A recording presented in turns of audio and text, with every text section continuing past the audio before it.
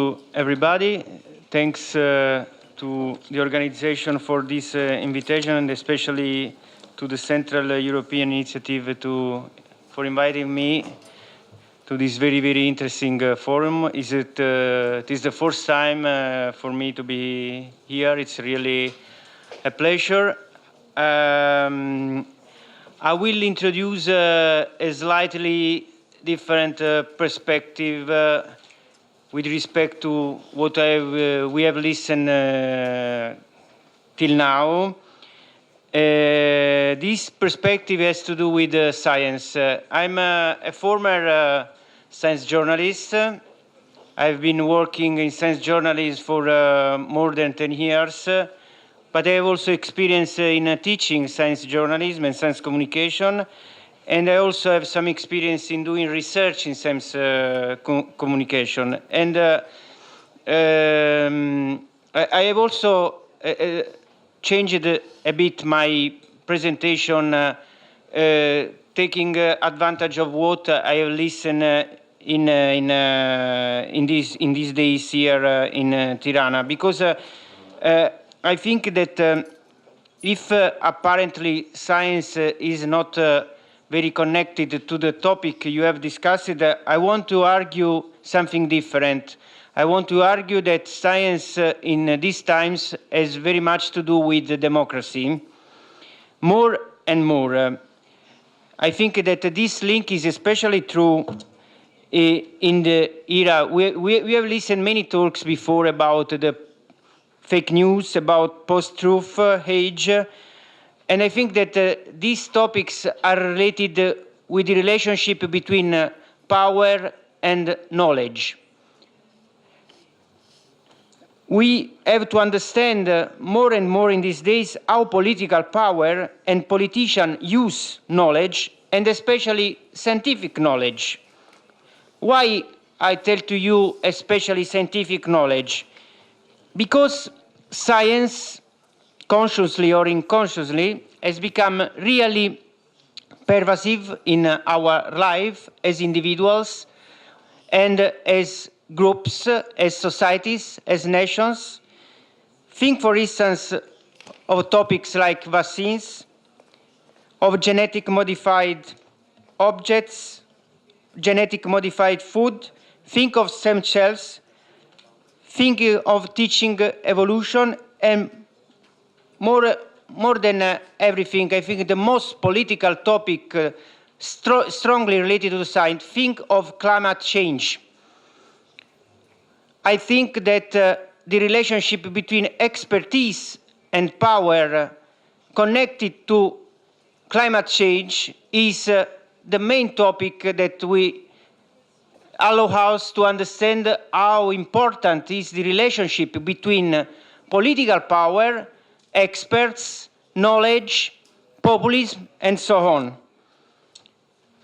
So the question I want to pose to you is related to democracy, in the sense that I think that we should ask ourselves what is the impact of democracy if we don't have citizens fully aware of the role of knowledge, and especially of scientific knowledge, for a really informed debate. How do we get an informed debate, which is a necessary prerequisite for democracy, if we don't consider science and certified knowledge as an indispensable common base to start democratic discussion? And especially in this context, what is the role of media? My opinion is that democracy, role of experts, media, future of journalism, knowledge are strictly interwoven. In the morning, we have also had a discussion about very difficult situation in countries where journalists are killed, are marginalized, and this is related to fake news. We have listened to many experiences, and many of the panelists have also talked about formats of journalism, which is very important, of course, because you know, we live in the digital era, so we ask ourselves as professionals what is the role of digital social media and so on. But I think that we should also add another aspect to this discussion, which is related to the method. No, I think that there is a good definition of journalism that journalism is its method. So independently of the support, we should consider that the method is what qualifies the work of a professional with respect of a work of a not professional. It is the method that qualifies the difference between what we continue to call fake news and something else. And I think that even from this point of view, having as a reference the scientific world can be useful, because we should discuss also of innovation of the method in journalism, and scientific method can be a reference point to understand what could be some integration of the classical media method of journalism to make something new. I think that we in Trieste, I come from Trieste, from the International School of Advanced Studies, which is a research center actually, but which also have a department devoted to the relationship between science and society. We have we still continue to have a lot of discussion about how to merge the journalistic method with the scientific method to innovate the method and methods in journalism. So for all these reasons, I think that we need more and more that the voice of science in society should be heard more. Not just because we want to sell science, not just because we want to educate the public, which is the traditional aims of science communication, but because we want to stress the fact that science more and more has a social, economical, and ethical implication, which becomes more and more important for the democracy.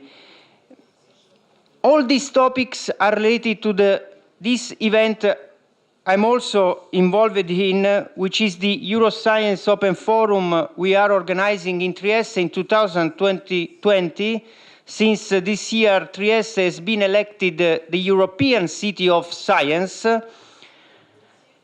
That is a title which gives us, as a scientific community Trieste, also the opportunity to organize the most important event in science and society within Europe. And this event is not just an event on science, it's also an event on science communication, on science journalism and journalism. And for the first time, this is the 9th of a series of events that has been, it started to be organized in 2004. For the first time, this event will be especially devoted to Central European countries, and especially to countries from the Balkans and these regions. So the people, the commission that decided to give Trieste this title recognized that there is an important mission that we should try to solve, and we should try to valorize knowledge in this part of Europe. We should try to create awareness that the circulation of knowledge in this country can be a tool to try to build, to resist to the power, and to have a better democracy. So I must confess to you that I had prepared another another presentation which was much more technical, but I think that these are the two messages I wanted to give to you. So thank you very much. Thank you, our special guest speaker, Nico Pitrelli. I would like to introduce myself. My name is Samra Luchkin, and I'm going to moderate today's panel. which is going basically to be a sublimation of, partly sublimation of the two previous panels. And we are going to do a follow-up and, of course, trying to improve and offer some viable advices on how to reconcile so-called media credibility and financial viability. So this is this is the topic that we are going to explore in the course of this panel. And I know one of our panelists, she told that this is the million-dollar question, but we are going to try to answer that as much as possible. So I would like to start, since this is the after-lunch period, and I know that it may be a little, I would like to start like more interactive presentations from the panelists and from you. Of course, I would like to encourage you to ask the questions. I would like to start with my question to the first panelist, to Mr. Stevan Dojcinovic, who is editor-in-chief from Krieg Belgrade. Mr. Dojcinovic, in one of your interviews, you stated something that may become a highlight of this panel. If we lose journalism, we will lose everything. What does it take to keep credible journalism and financial viability of the media? Hi to everyone. So first to say that we are a fairly small portal. So we are not some big media corporation. We have annual budget of around 250,000 euros and around 15 employees. So when I speak, actually, I'm speaking from the perspective of the smaller media outlet, which mostly deals with investigative reporting. And now we have this struggle basically to figure out how we can continue working and trying to produce some money who will kind of be not, which will not make us completely independent from the big donors. Because I think in future, this model where big international foundation actually supporting journalism should be basically, will not last forever. So what we figure out is, on one side, it's also very important to know the environment where we work. It's Serbia. So in Serbia, you basically doesn't have free press. It sounds crazy, but in Serbia, you don't have one single mainstream media which is independent.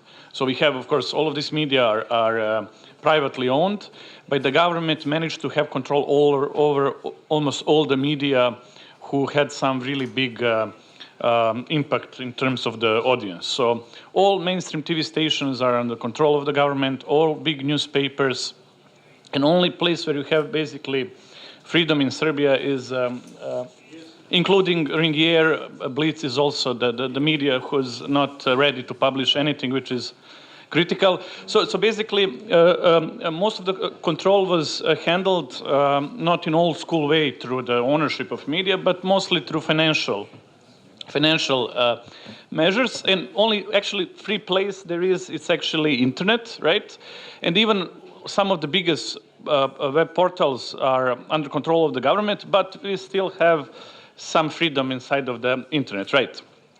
First thing, if you now think about this environment, how to work, first, what is clear now after 6 years of having the government that we have, it's not possible to actually make money from advertisers. So this is completely not possible because there's no any, even if you have good traffic, for instance, and good metrics, there's no any really private company who will basically advertise on your media, because then the government will put really extreme pressure on these companies. We have a couple of cases of some even bigger portals like Southern News, Južne Vesti, from who covers the south of the Serbia, where they try to do something with advertising. But then what happened, all the companies were basically paying for the banners and advertising on their portal. They were immediately visited by tax inspections, and the government sent a lot of inspectors to basically check in their finances, and they were like punished. And in the end, all their advertisers decided basically to leave. So you cannot get these people to advertise. So basically, this is not the way how you can make money. This is what we understand.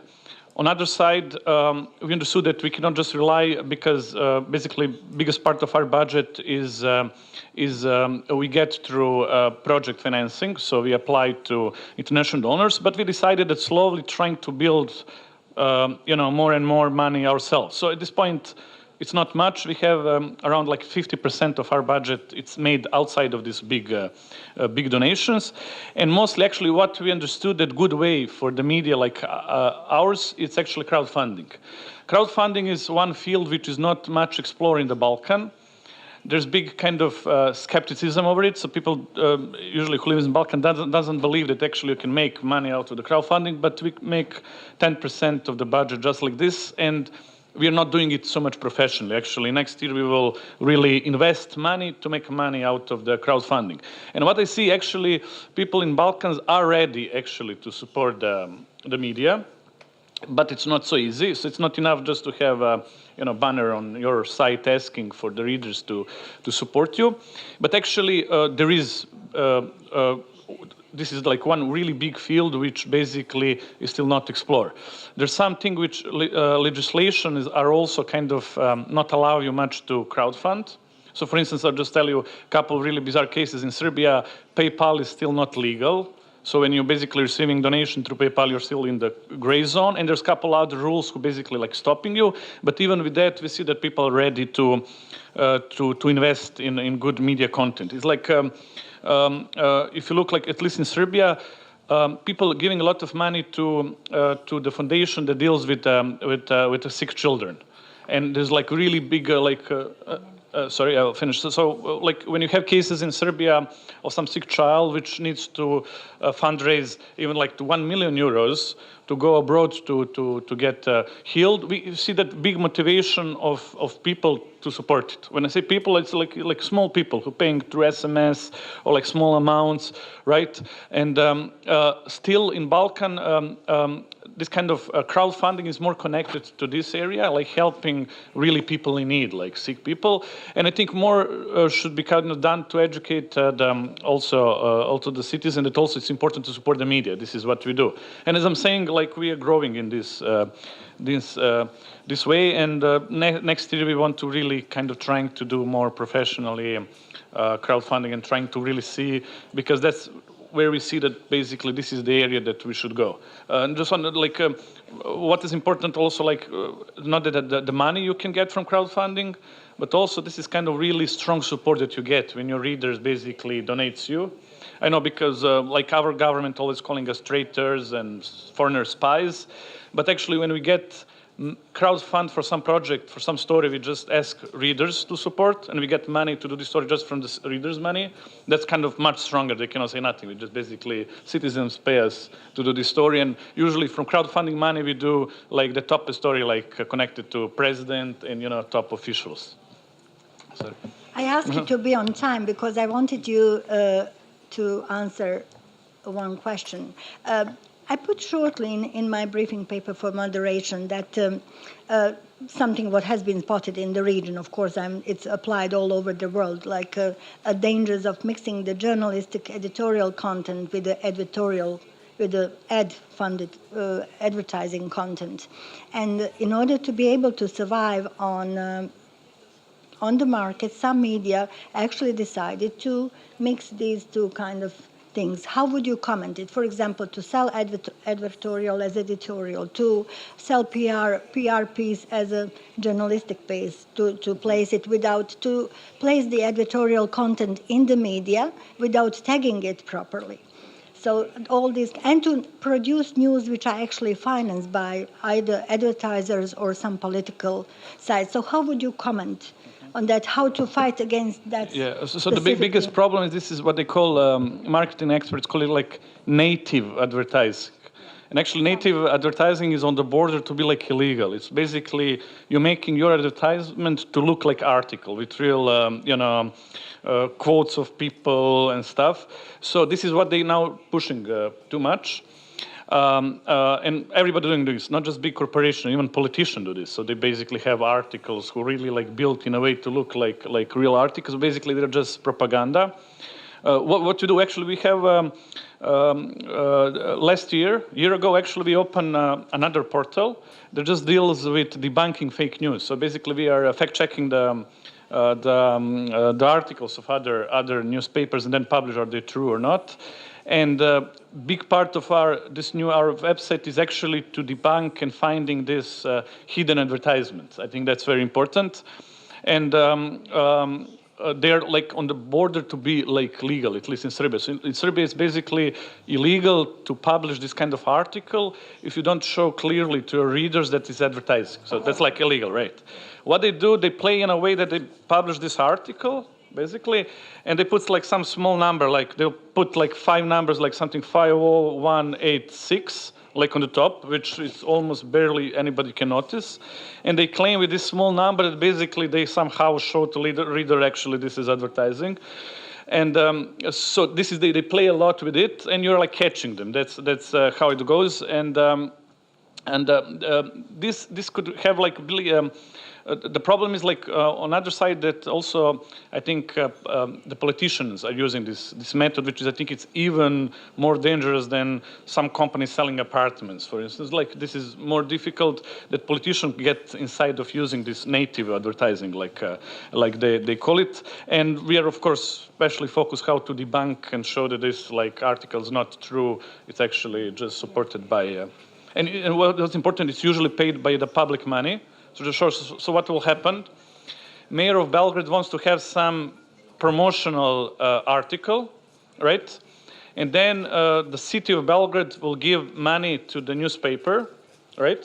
So they will support newspaper, and newspaper in return will make this promotional article, which will really look like article and really prepared it nicely hidden. So it's even like abuse of citizens, taxpayers' money to do this hidden promotion. And I think this is quite a big problem, I mean, not just in my country.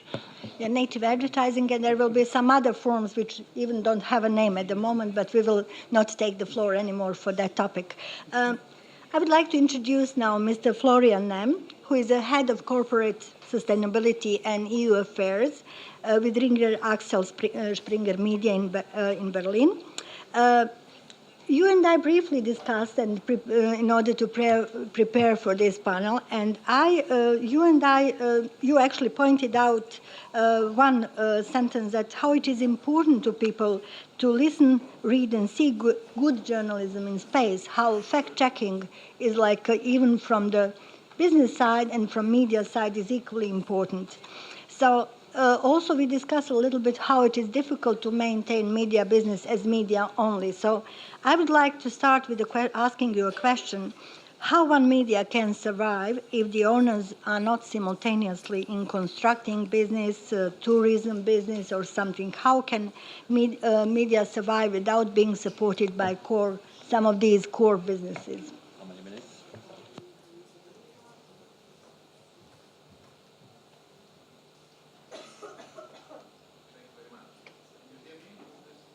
Connected now? Yes. Thank you very much for this question. I have 6 minutes. My name is Florian Nem. I work for the Axel Springer Group, 16,000 employees, half of them outside Germany. And the question you ask is very important. I admire young, wild journalists. Our founder, Axel Springer, started like you, in a bunker.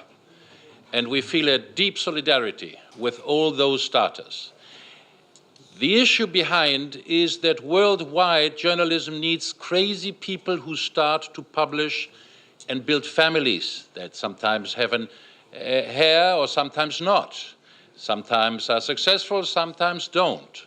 This is based on individuals. Unfortunately, communism killed this tradition. You see in Latin America, Asia, North America, Europe, Western Europe, mainly these families. Some have died, some have been successful, etc. Almost never public companies. This brings the independence to live from journalism. That is the normal line of it. And this is the normal line I wish for you and wish for all. And for society, then we need a diversity of journalism so that if you do a mistake in your publication, or we do a mistake with Blitz or Bild or whatever, there are enough competitors to crucify and slap and criticize, etc., so that at the end we have this diversity from left to right, etc. Of course, following standards, and if someone loses the standards, criticize it. We need enough critics. Independent from advertisers, never give them more than a certain percentage, independent from government, independent from other interests. So wherever you have this oligarch problem, Czech Republic is a good example. Most foreign or national-only publishers have left. You have the prime minister, you have the energy investor, you have this and that. We call it oligarch diversity in the Czech Republic. Not too bad, because they control each other, but there are other countries where this is not the case. So how to finance crazy people who start to finance, to publish, as you, Axel Springer, and others, and live from that? First, the value of the news, of the content. Traditionally paper, today digital. We are independent of paper. We don't need paper. But we need content to be paid in a digital version. Publishers unfortunately made this mistake to give it all away for free. Big mistake, take it back. Very difficult. We have a good news in Axel Springer after suffering. 2 days ago we published that now we have 500,000 subscribers paying online for subscription. The freemium model, meaning at least 5 or 6 euros per month, 80,000 for Die Welt and some 400 and something thousand for Bild, hoping to grow up. That is the source of independence. So the idea is good journalism, get your basis to become subscriber, hire a retired marketing expert to do it as a $1 person, to build up your fan club, to be a more steady funder. And then we have regulation. Regulation needs to learn, especially with the big aggregators, that branded content is gold and that we produce it. You pay the salaries, Google News gets the profits because the snippets are not protected. In these days, under the Austrian EU presidency, we have the last meters of a European EU publishers' right that finally will hopefully, if the pirates don't take it, protection of these 3 lines. The 3 lines are not creative, are not too short and not too long. The value of these 3 lines is that it is branded. It is credible or not credible. You can hate or love it, but it is a brand and you know where it comes from. Your brand, our brand, whatever brand. That is what brings the attractiveness to the aggregator that makes the millions not published in Europe, 27 billion in Ireland, only figure knowledgeable. 10% of these 27 billion Google makes in Europe belong to the publishers and some to you. This is a first movement, new ground we are learning in this. So we have get your basis to be subscriber online. It is free but not for free. Get advertisers, not to be shy to advertise, never too much, but steadily. Be independent of government or whatever pressure. And get regulators to give publishers the ownership as film and music. Thank you very much. So that would be it. Thank you, Mr. Nem. While we are looking for the media and journalistic responsibility all the time to maintain the viability of the media outlet, there is also a responsibility of advertisers. What does it mean to be a responsible advertiser? That is the question that I'm going to ask Mr. Silvio Pederasi, who is CEO of the Intesa San Paolo Bank in Albania. This is one of the largest bank in Albania. Mr. Pederasi is on that position since October 2030, and he is also a member of the board of the foreign investors. So let us start with this, answering this first question. What does it mean to be responsible advertiser? Good afternoon. Thank you for the question. Very difficult question to ask, to answer. Starting point, if I try to give an answer as a banker, and in this case Intesa Sanpaolo, my starting point is that we are, as a bank, dealing with the media in three different directions. That are advertising, communication in general, and also sometimes lending. So three different kind of relationship with their own peculiarities. Then, as Intesa Sanpaolo, I have to say that being one of the largest banking group in Europe and driven by very strong ethical values, we have to consistently apply these values. Therefore, the relation with media is really crucial. And I would conclude saying that independency and professionalism are the two main features we are looking for, always. So if there is no professionalism and independence, I would say there is no relation. And let's not confuse the concept of independence, because we are present in many countries. Our main country of operation is Italy. We know very well that in any country, the owner, the editor, in behind of the single media has always other activities or is politically leaning somewhere, center, right, left, whatever. But what matters is the professionalism of journalists, I suppose.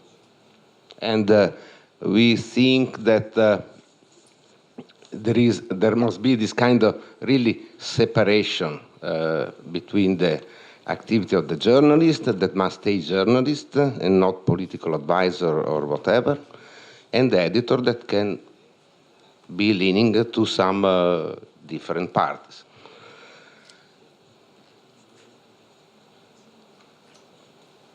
Banks are facing, even especially in this time, very high reputational risks. And we need to deal and to partner with the people that have ethical values, that are reliable, credible. So if in one end we have the reputational risk, we have to trust to the partners. And I believe that also the media must have the trust of the public. If there is not this kind of symbiosis, no way to deal. Having said that, advertising has changed significantly in the recent year because of this digital revolution. So advertising is getting cheaper. You can reach many more people through digital channels. But if we need to have, once again, I try to explain, we need to address through credible media our messages or our advertising. So we need to rely on organizations that, as a matter of fact, normally are the biggest one, the biggest media, but paying a lot of attention also to those new generation of media, and I really appreciated your word, that are so courageous and maybe so brave to start this journey. Lending, third pillar.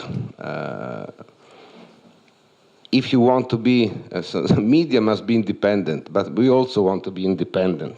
We don't want to blackmail, we don't want to be blackmailed. And very often, the channel through dangerous relationship can start just through lending. Under this point of view, we pay specific attention. I would say that in general term, we have strict policies, no any local subsidiary is authorized to lend money to media. Everything, every credit application must be addressed to the parent company that, by definition, is more independent and not subject to external influences in order to lend money just based on the creditworthiness of the borrower. This is in general terms. Last consideration, my experience in Albania. There is a lot to improve in Albania. Sometimes I really get upset when I see that the level of information that is provided by the media is so superficial. Someone this morning said, I don't remember who, now it's very common to find in articles and statements, experts commented. Who are those experts? They don't even know what they're talking about. So, but sometimes I'm afraid that it's not a matter of lack of independence. I think it's lack of knowledge. But not only in Albania. More and more we can see now, just see what is happening now in the financial markets across the world. I would say that even media from whom you would expect something really professional are not able to translate for the public the real contents in behind the facts.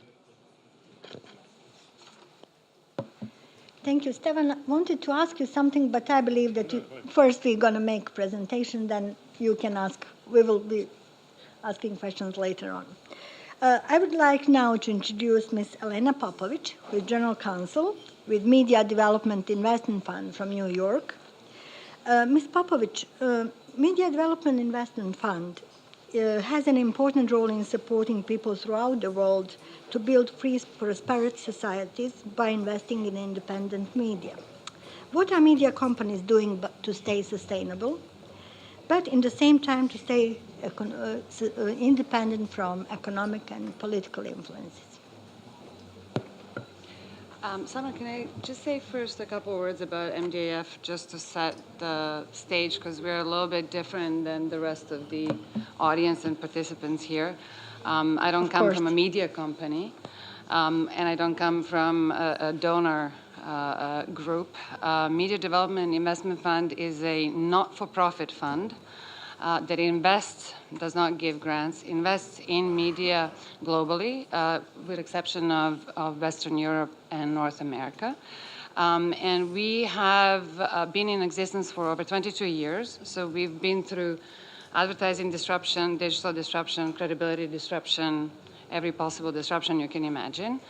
And with that, with all of these disruptions, we managed to invest $150 million in 39 countries in about 400 different projects and in 113 media companies.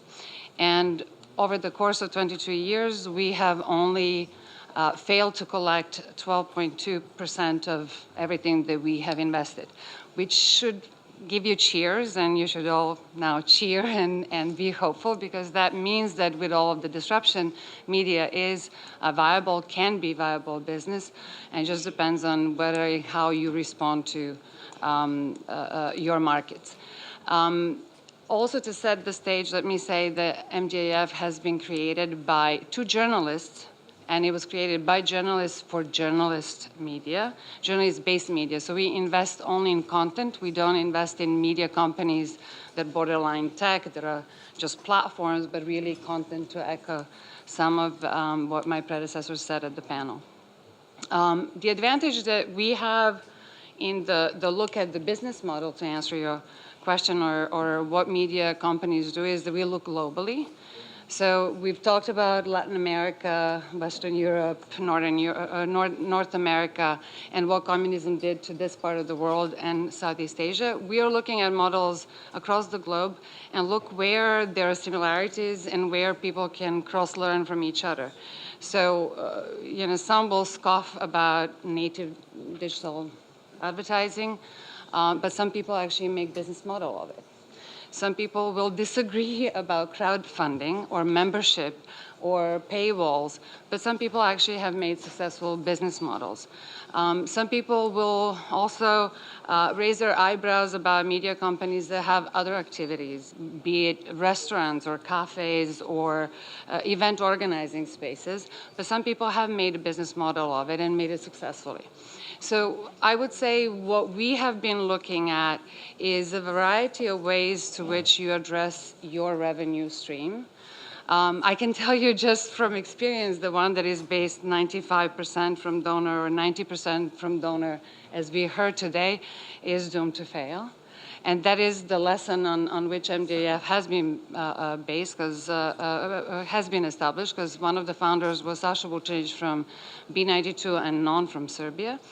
And the advice that they took from, and some of you are old enough to remember the Baltics crisis, one of the lessons learned from the Radio Tartu that does not exist any longer is think about your long-term future plans. If you're relying on donor funding, think about long-term needs and fundraise for them now, because 5 years from now, those donors might not be in that place. The Western Balkans have certainly seen that happen to almost all of the countries, except maybe Bosnia, to a certain extent, that the donor funding has been completely pulled out for a number of years, and then with the rise of illiberal democracies and populism in Europe came back to rescue. But in general, we did not consider any media business that has more than 30% of specific donor funding as viable at all in the long term. So we would look at the business plan, and that would be the first killer. Nowadays, obviously, as media do struggle with sustainability, we would probably be a little bit more flexible in that ratio and say, okay, 33 will not really kill you off our grid just because you have 33% of advertising, but we would then focus on how to, 33% of donor funding, but we would then focus on diversifying that revenue to the extent that you decrease the donor funding in your revenue stream. What I forgot to say at the beginning, and I think it's critical to MDAF's success, was we don't just provide capital. Many other companies do that. We provide patient capital, because media today really need long-term patient-friendly capital that does not yield maybe high returns that commercial investors expect, but does yield a return. And we have been ourselves sustainable for 8 years based on returns that we have made. But it's patient capital that is combined with technical assistance and capacity building. We look at our investees, our media partners, and look at where their shortcomings or flaws are on the commercial side, because all of them are stellar journalistic ventures. That's a sort of prerequisite to get MDS funding, is to be professional, fact-based, everything we know and love about content. But a lot of those media companies that we work with don't know much about digital advertising, don't know much about sales, don't know much about content management systems, and so on and so forth. And this is where we come with our internal and sometimes with external knowledge to help those companies build those businesses. I think that's enough for the that's enough for it. Thank you very much. And now we are going to ask Mr. Klaus Schweighöfer, chairman of the management board of Styria Media International, to address the panel and our audience.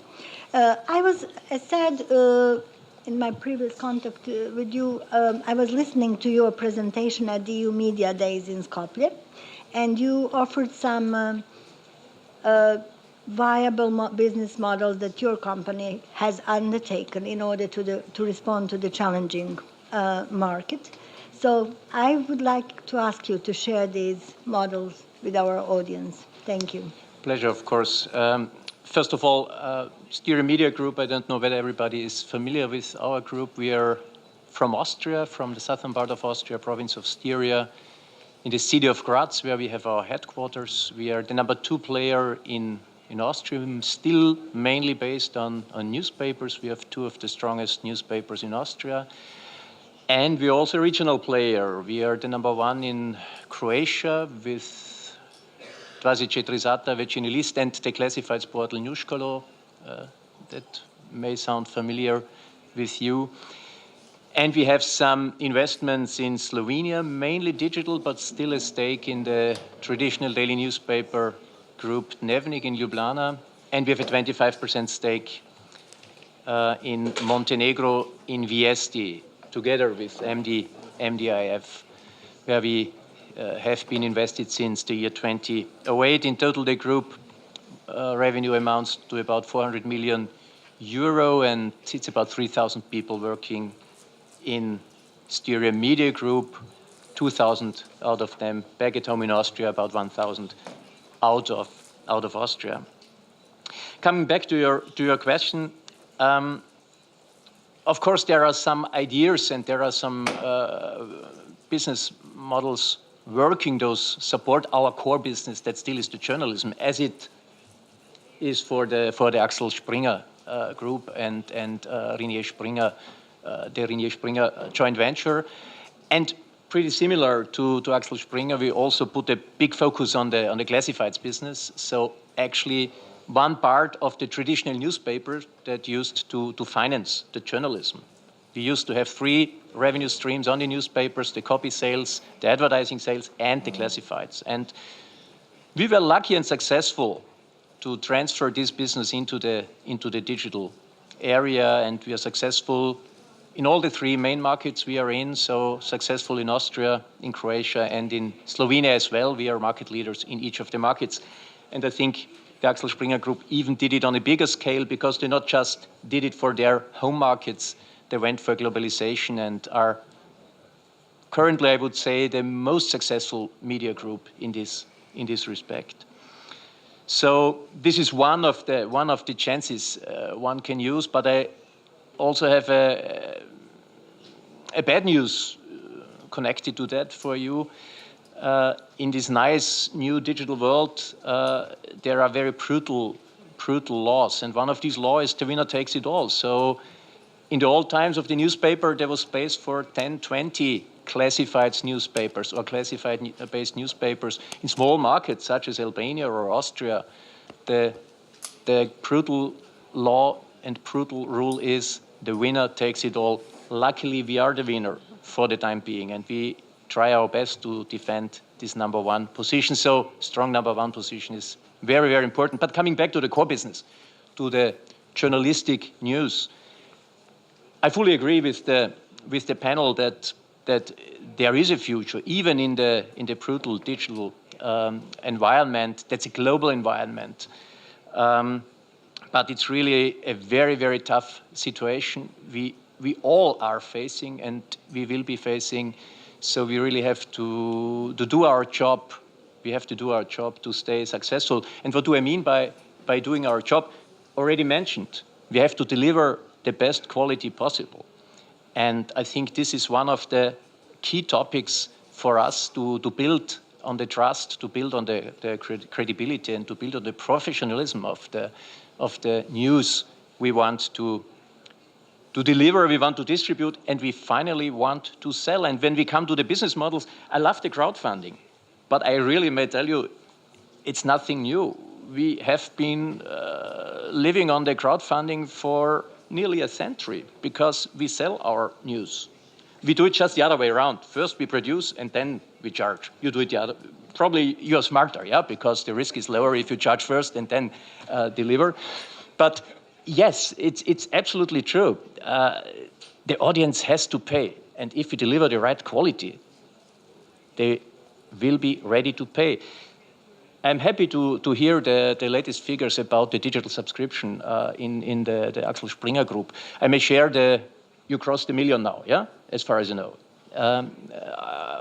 I may share the figures of Styria Media Group back at home in Austria, where we still have about 400,000 print subscribers. Austria is about 8 million people market.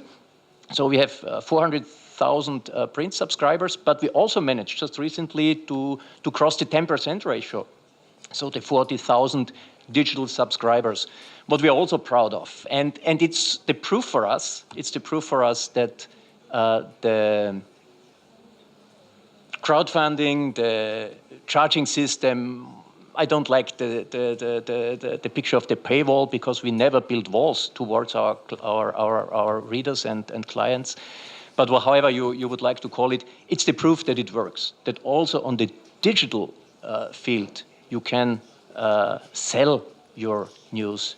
And I may tell you, it will be even more important in the future than it used to be in the good old print times. Because in the good old print times, we had a very, very strong pillar of the advertising revenues. You were mentioning that you get the advertising far cheaper now in the digital. That's the truth. You get the same impact or even higher impact with about 10%, 20% of the money.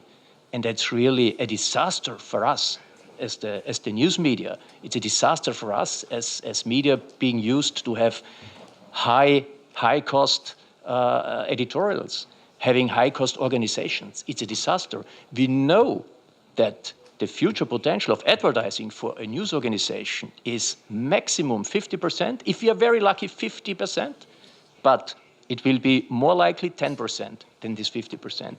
And that's what we have to adapt at. And finally, I want to come to this nice native advertising. I also like this word because it's smarter, it's more sexy than PR, yeah, because this was always the case. This kind of advertising always existed. We just called it PR, and I would disagree with you that we shouldn't do this. But what I would fully agree upon is that we have to clearly tell it to the audience that this is something somebody paid for, and this is our content. It's about this, not about not taking the money. And finally, what creates the independence from the advertiser? And I tell you, that's always a hard fight. Whoever is in the publishing business and whoever is on the economic part of the business will know what I'm talking about, because it's not always fun what we have to experience with our news publishing. It's many times not fun, because we know that with this story, that advertisers may be attacked. With that story, this advertiser may be attacked. But I tell you, it's the basis for our success, and it's also the basis for the future. Because if you are strong on this, to show also to the advertiser this independence, that there is a clear separation, advertising and editorial, then you will stay successful. Because finally, there's just one thing that makes you strong. It's the connection. It's the connection with your audience. It's the connection with your readers, with your users. Those ideally pay for. And you, Florian, we're calling it the fans. That's what we tell our people in the subscription department. And that's what we tell our journalists. We have to create fans. Make them addicted to your news. Thank you. I mean, this origin of news and the content, it doesn't matter that its origin is like advertising source. Is it in a form of native advertising or in some other form? But in general, in the Western Balkans, there is a big issue of the copyright, actually, of the people who are owners of this content. This is, I believe, mostly present among the web portals, where web portals, for example, in my countries, are taking over the content from each other without labeling, without giving the source. So I would like to ask Mr. Nem, you said make a good product and sell it, which is good, which is the essence of the issue. But what to do, I mean, apart from regulation, that there is no strong regulation on the online, on web portals, on online media, but what apart from, what can be done to prevent such things? Better laws. It is a learning process to gain the support of the parliament, of the political parties, lobby. The publishers have to lobby. I'm a lobbyist for the publishing associations, and it took a long time in Germany, in Europe, etc. There is a pirate mentality in all political parties, from left to right. And Cinque Stelle, we have in Italy now a fantastic example. Yes. That is the killer of independent journalism that needs economic viability to be independent from advertisers who have too much. Only give them, ideally, not too much, so that if they want to go away because they criticize too much the newspapers, then you can survive it. Laws, yes. It is a tough work, no alternative. In the European Union, we are now, after 10 years, meters before the final agreement of Parliament, Commission, and Council. Italy turned around the new government in the last meters now. Yes. Terrible. So regulation is important, and regulation starts with making this clear. And the young generation, the person I just helped me to come here, I asked, do you pay for your news online? No, he said, I think the state should pay for all the news, even what I read. Now, so there's a work to educate, to make this clear. I see no alternative. Thank you. Ms. Popovic, you would like to add on this? I appreciate, as a lawyer, I obviously appreciate regulations part, and to address also something that Adelaide said earlier about the infrastructure. The advantage that Western democracies in North America have is that you have tradition of certain institutions, and that's why they're institutions. And however a government change in between, those institutions remain and help you run the business of credible media, which is not necessarily the case in other parts of the world, and it's certainly not the case in the former communist countries, because the communism has eroded all of the institutions that existed. So to rely on laws, in particular to rely on laws at the time when everybody pays lip service to rule of law and freedom of expression and other human rights, just to advance the way into the European Union, is wonderful, but it's not resolving the problem of copyright protection or copy-paste journalism in the region. I'd rather echo what Klaus said, which is you need to make your audience addicted to what you actually produce as a content. They'll know if you're the first one that publishes those 3 lines or break the story, they'll know it's yours no matter how many times it's repeated by those that do not credit you for that news. If you look at now, to be on the bright side, on a successful story of Malaysia Kini in Malaysia that probably single-handedly is responsible for Najib's failure in the last results, Malaysia Kini has enjoyed zero protection for 18 years that they've been in existence, of people copying their content, doing DDoS attacks on them, to threats of imprisonment, defamation cases, and everything else, not to mention advertising boycott. They survived on, just as you said, it's you can call it crowdfunded, but they survived on essentially selling their content as the only digital media company. And I'm talking, they started 2000. And they managed to sell their content to their audience, being the only independent news source in Malaysia. And no matter how many times they were copied, people in Malaysia knew that it was Malaysia Kini that is behind that story. And I encourage you all to look at that story, because it's a great success story of digital media, only digital, never been in print, no tradition of these institutions, press councils and regulation and any of that in Malaysia. Poor country, but still surviving on digital subscriptions, and the search for a new business model. And they actually started because they couldn't get a print license. And they thought, okay, we'll go online because that's the only part of the business that Mahathir's government did not license. So let's do online. They actually, Mahathir promised never to censor internet. So this is what they said, okay, we'll try with digital, and they'll eventually we'll get a publishing license and publish a newspaper. But it's not, it's irrelevant, because it's a platform on which you which you distribute your content. But it's the content that actually sells. Thank you. Stefan, you would like to ask something.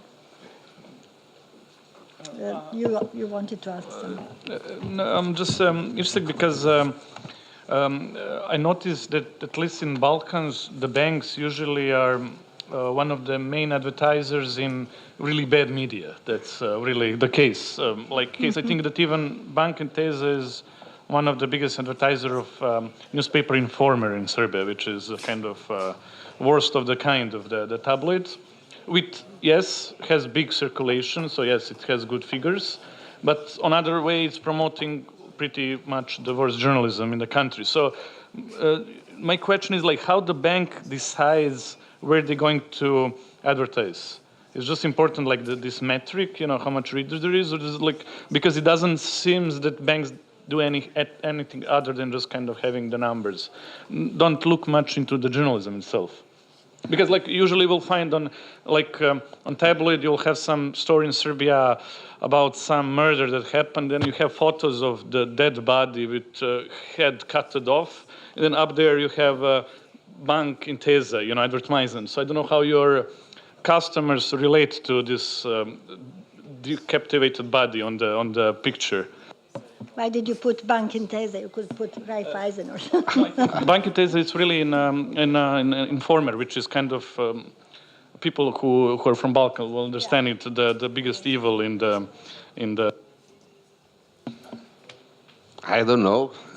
I can answer for Albania and for the countries in which I've been working and in the capacity to decide. I mentioned before ethics, reputation, corporate social responsibility.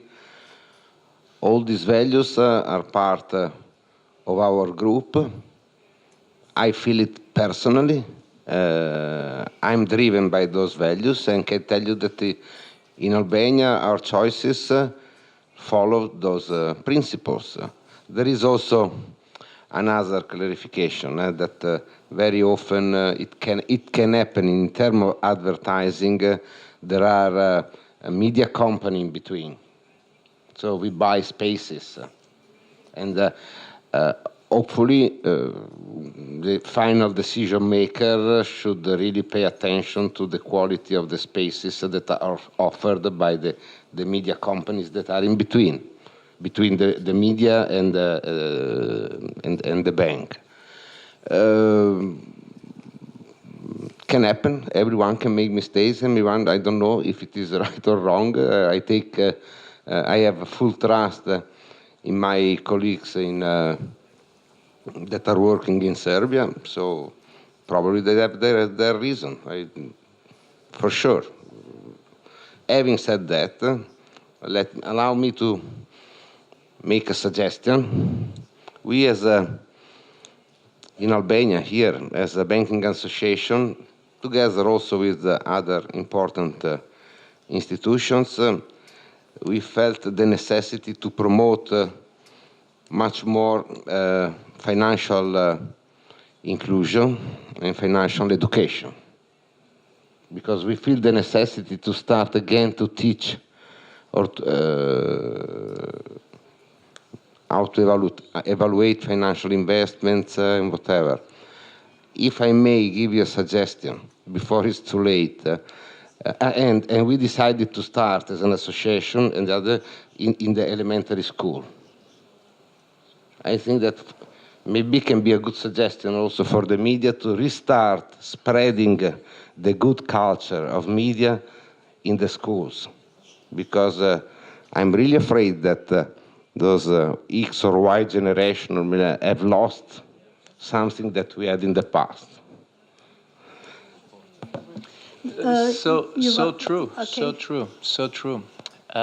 Actually, we are facing the problem that we no longer have a connection between the journalism and the public, no natural connection. For generations, this was natural that media journalism is relevant. This is no longer the case. And we were talking about this addiction. There's just one addiction for the young generations. It's addiction to this gadget. Even here on the stage, as you can see, even on the podium, we are addicted. We cannot stand having it 1 or 2 hours not with us. So this is a big issue, and we have started. Back at home in Austria, we have even built some kind of showroom newsrooms. So newsroom not just serving the needs of the journalism, of faster communication between the different editorials, but also serving the needs of showing the fascination of media and the fascination of journalism. And back at home in Austria, in our headquarters, we opened it 3 years ago. We have a 3,000 square meters newsroom that is also the showroom, and it's about 10,000 students a year we take to this place to show them the fascination of our business, and we really manage to create this link that no longer exists. This link does no longer exist. It's very important for us to realize that. We took things for granted, or we could take things for granted. Those are no longer the case. Mr. Nem, you wanted to add something. Yes, I wanted to challenge my neighbor Silvio a little. Please talk to your colleagues in Belgrade. It is a scandal where your bank, if this is the case, you should tell, and I know that this publication, Informer, there are some others, is a scandal. Not because there might be naked women, etc., scandal enough, but advertisers have a high responsibility to know where you put the money. We know from this publication, and in Serbia it is a problem, and I guess elsewhere as well, absolutely intransparent ownership. If you go to our publication, Axel Springer, you know the owner, you know the shoe size of the CEO and the phone number. If you go to Informer and a number of others, dark, dark, dark. How do you dare to put any money there? Please ask your colleagues. Scandal. And I will take it to our colleagues to make it even more a scandal to all those that put advertising. Follow the money and see for the contradictions of corporate social responsibility on the one hand, and then where you put the money. And it's not the media agencies. The money has the responsibility to dictate to the media's service providers where to put the money. This is my belief, and please scandalize it. I will be with you. Mi scuso. Io rispondo per me. So when we are speaking about this issue, let's a little bit elaborate on this media ownership and advertising relations. What is the essence of these relations? I mean, is media ownership transparent everywhere in the Western Balkan? Can you find, for example, if I go and on some database and try to find who are the owners, are we able all the time to find who are the owners? In some cases, we are not. Yeah. And so now the ownership is now, for example, in Bosnia, we are currently finalizing the law on the transparency of media ownership. But this is going just to be finalized in this year, so it means that we are going to wait at least 2 years for the law to be adopted and so on. So now if we follow the money like detectives in crime stories, like what we are going to find. And besides, how this model and political connections are interfered. Maybe Ms. Popovic, would you like to tell us more about that? I'm just afraid that we're cutting into, and I did want to point out to the next panel, because I think independent ownership is one of the pillars of independence that we're talking about. And you know, in MDIF's work, in addition to those institutions that Adelaide talked about in the first panel, we consider independent financing and independent ownership to be the second two major important pillars of independent journalism. But I'm afraid that we're cutting into the just next... we would like briefly on the advertising, connection of advertising and revenue and transparency of media ownership. Can you make this a little...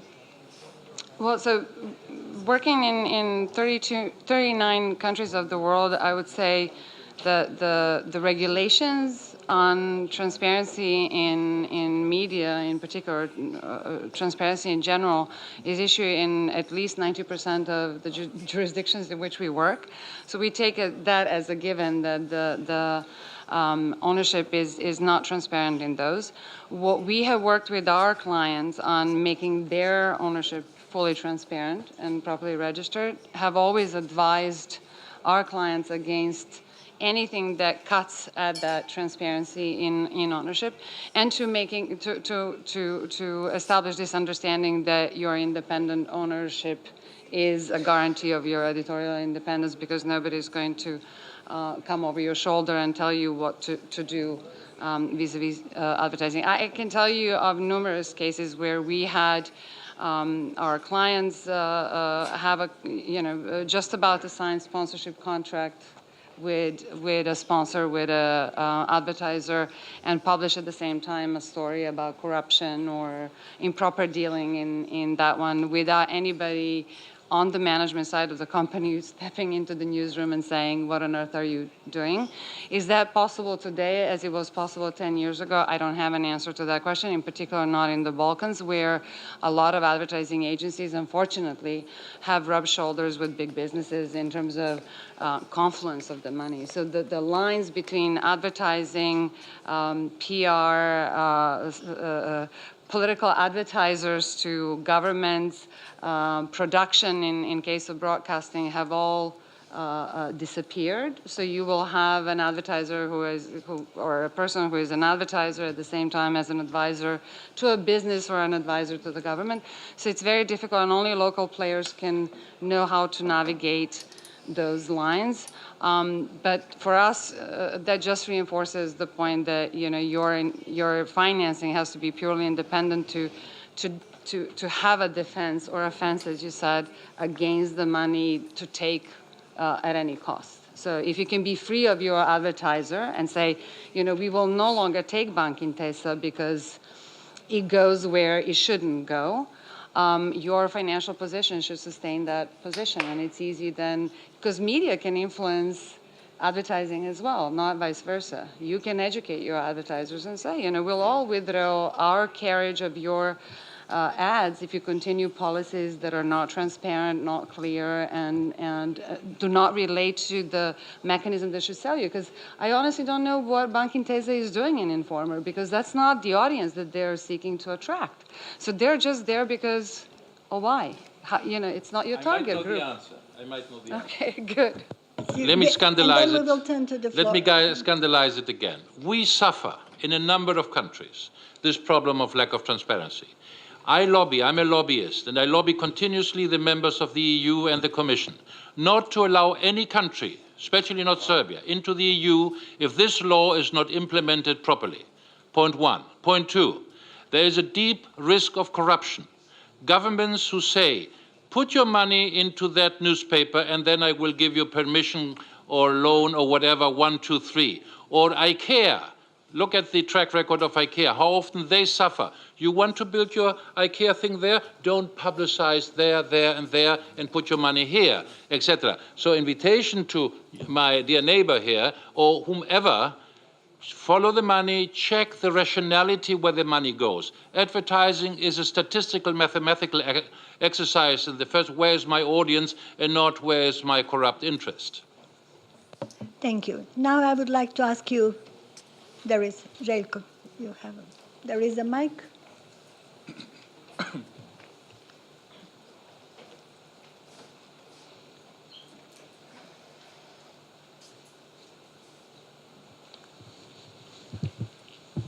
Here.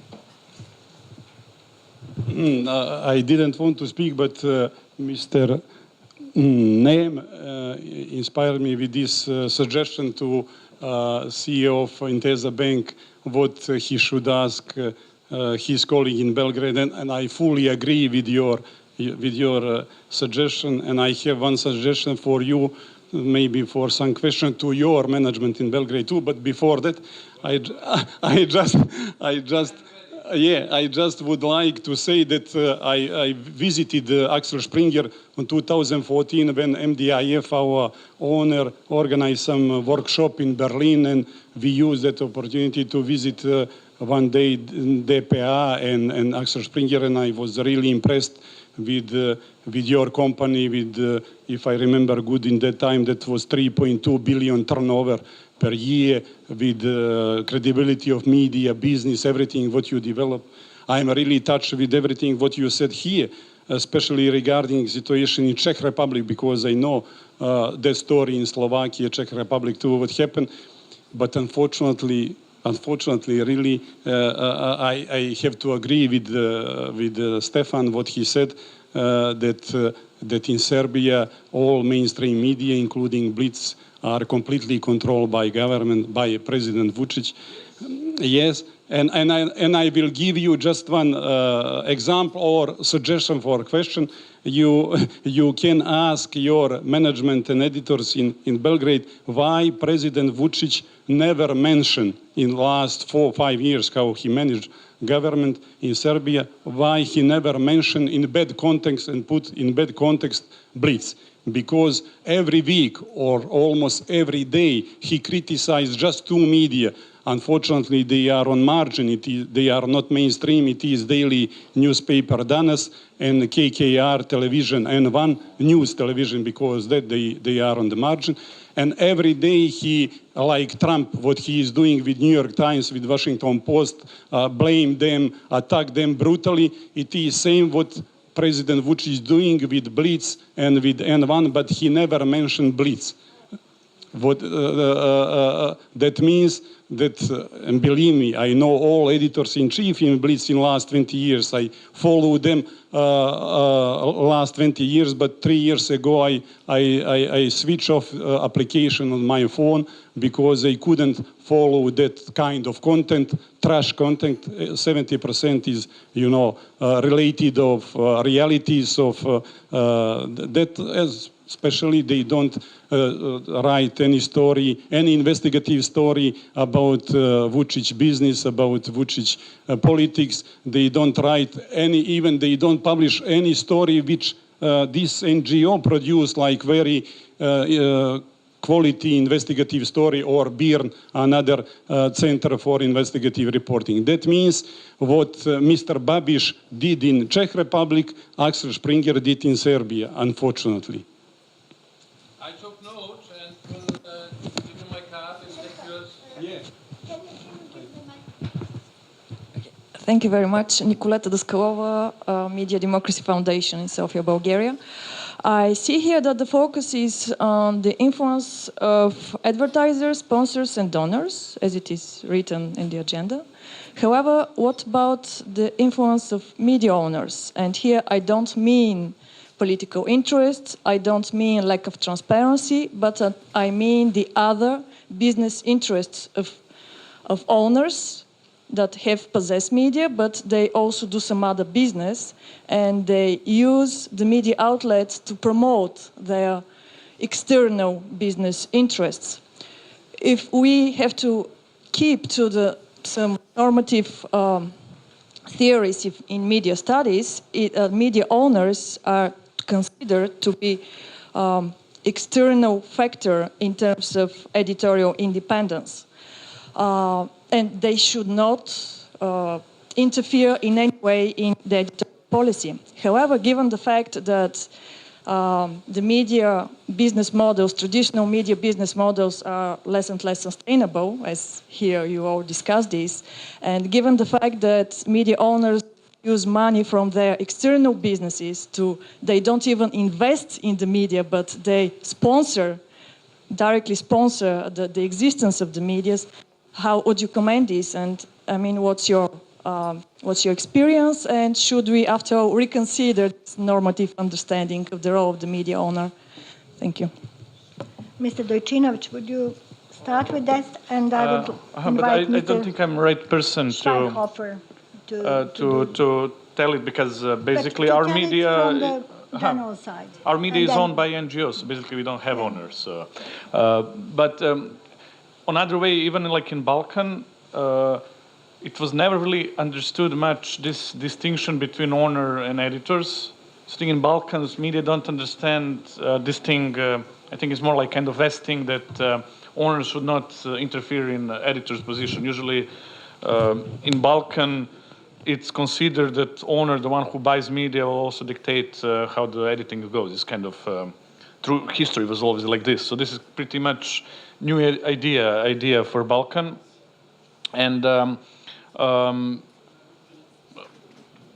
the thing is that we had in history, basically one part of during the socialism and some years after it that the big media were basically owned by the governments, right?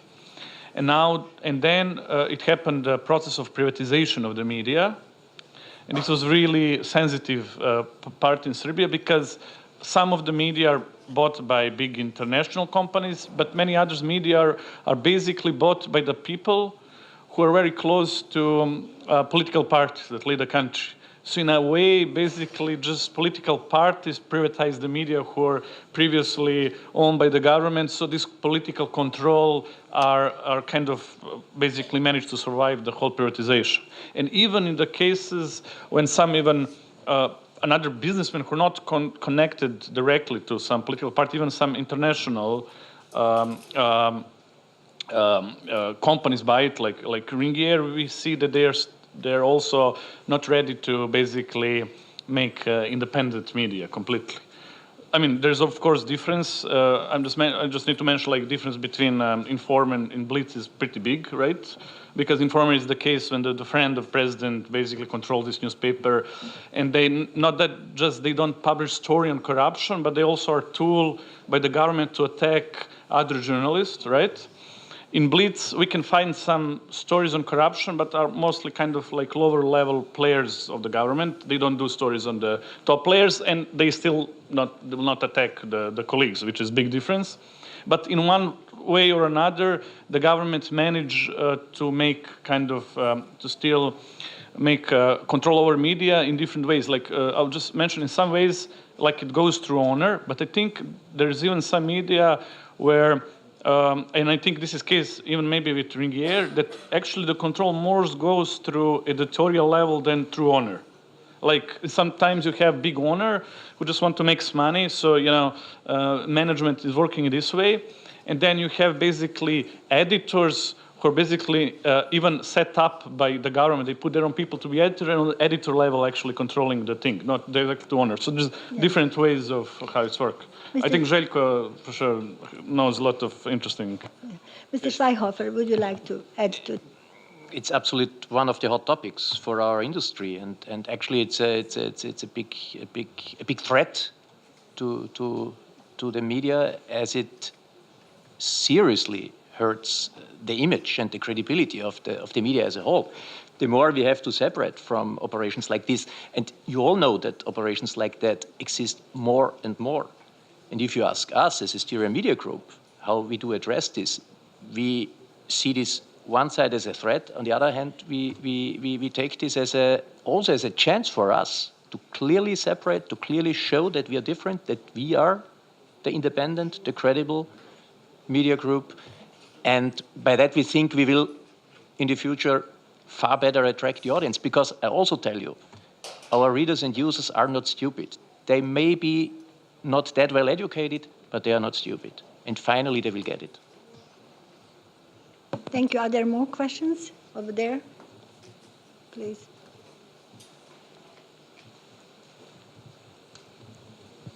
Okay. Hello, my name is Milorad Ivanovic. I'm editor in Balkan Investigative Reporting Network, BIRN, and I was working for Blitz for 15 years. The last 6 years I was deputy editor-in-chief, and in 2011 I decided to leave because I didn't agree with the changes in the Blitz. I have two questions for the sir from Ringier Axel Springer. The first one question is why it is forbidden in Blitz to mention trade unions.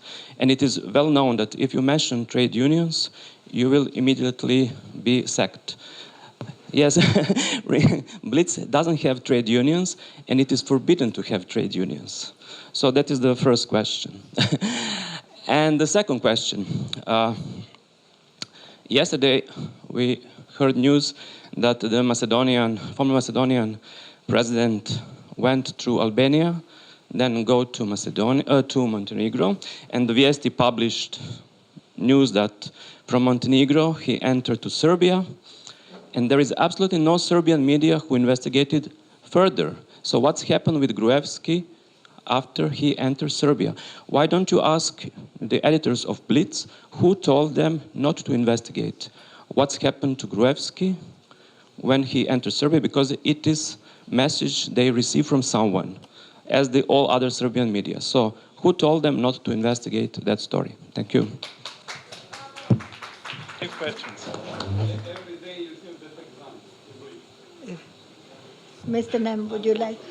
I'm taking note. I'm not familiar with these. We'll exchange cards, and we will discuss that.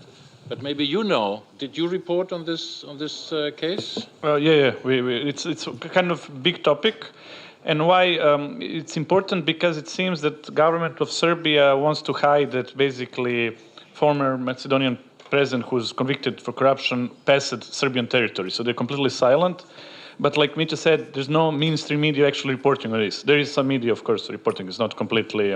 I think we published today what VST republished, what they did and stuff. So the fact is, yes, I think Blitz, I'm completely sure they didn't. The